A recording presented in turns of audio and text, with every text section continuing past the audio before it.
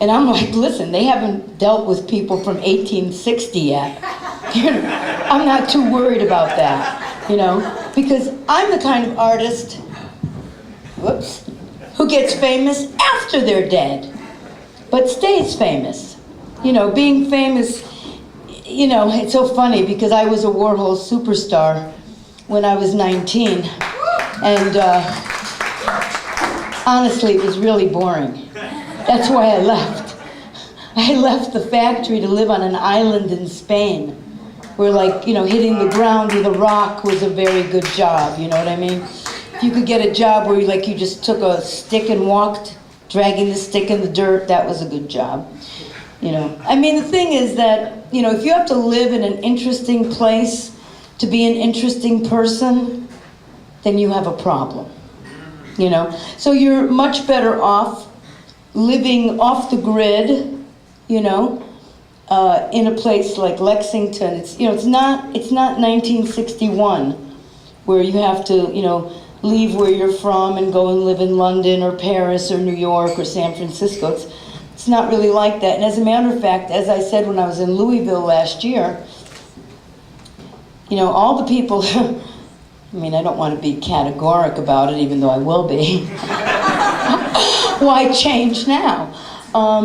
Basically I find that most of the people who stay where they're from and keep doing what they do are usually the most interesting ones, not the ones who go to New York.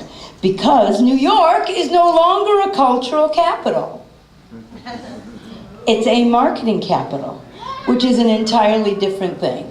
And Quentin Crisp, who was a very dear friend of mine, I don't know if you know who he is, very famous English homosexual man who moved to New York when he was 78 years old and lived to be 92 and was one of the most eclectic, independent, extraordinary thinkers in the world.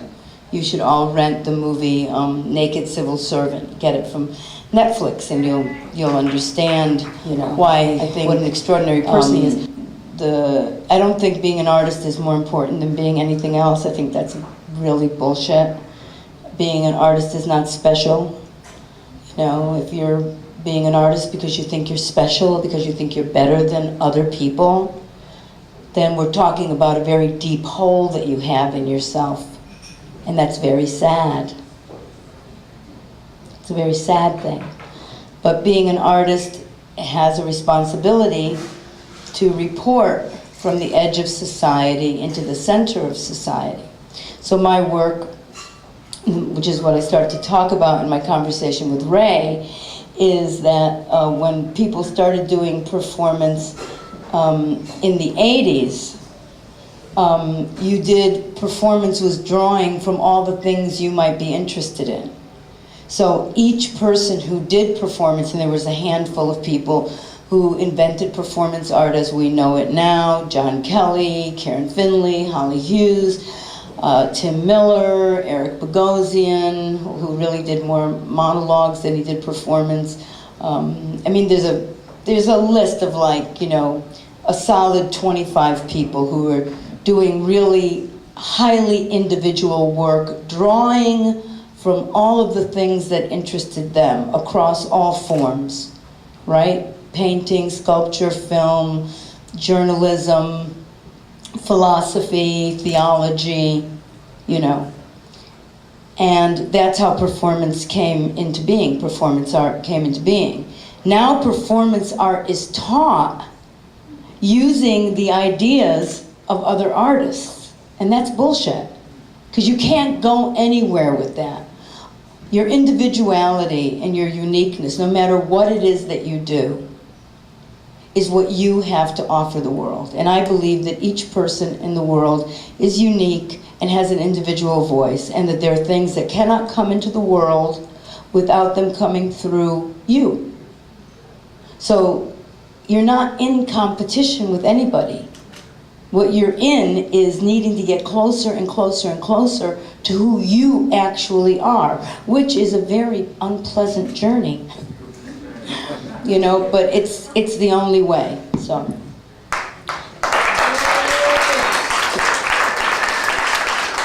No, Mona Lisa. I am Magnum Mouth, Honey Snatch, my flavor changes constantly. No Mona Lisa, I stroll like a sailor, bullets pass through me and I keep moving. No Mona Lisa, no sidelong glance. Supposition, preposition have no place in my communication. And when I talk, you know exactly what I mean. Mona Lisa has no mouth, no cunt. She stops at the waist. I hate that bitch. No Mona Lisa. I don't price down, preview, or go on sale. Hey, no auction. I am no collector's item, no curator's pet. No Mona Lisa. I read the writing on the wall behind me. No Mona Lisa. I cannot be cataloged or dissertated. I cannot be viewed from a different angle. I cannot be seen in a different light. No Mona Lisa. No sidelong manipulation. I never had a father. I never learned how to be that kind of whore. You need a daddy to practice that kind of stalking. You need a daddy. I never apprenticed to my mother. I was not well for that center of attention and protection. I was nobody's angel, nobody's princess, nobody's baby. I grew wild, uncultivated, ungroomed, unprotected, and unpromoted to a position of power. I know what you want, when you want it, how you want it.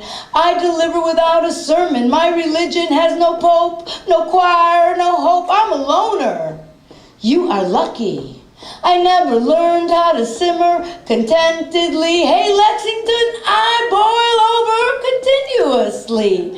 Hot, sweet syrup between my legs. Hot, sweet syrup between my legs. Hot, sweet syrup between my legs. When I'm in love, I stay wet all the time. When I'm in love, when I'm in love, when I'm in love, I stay wet all the time. I stay wet all the time. I stay wet all the time. Mona Lisa has no mouth, no cunt. She stops at the waist. But if I have it for you, you are lucky.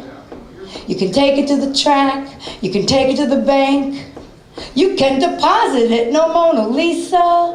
Mona Lisa sits, I stand. 2 lightning bolts in my fist. A crescent moon over my cunt. I don't need special light, special glass, or a smoke-free environment.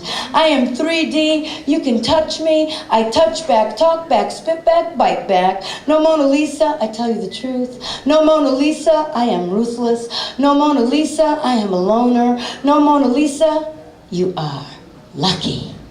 Thank you. Thanks for having me.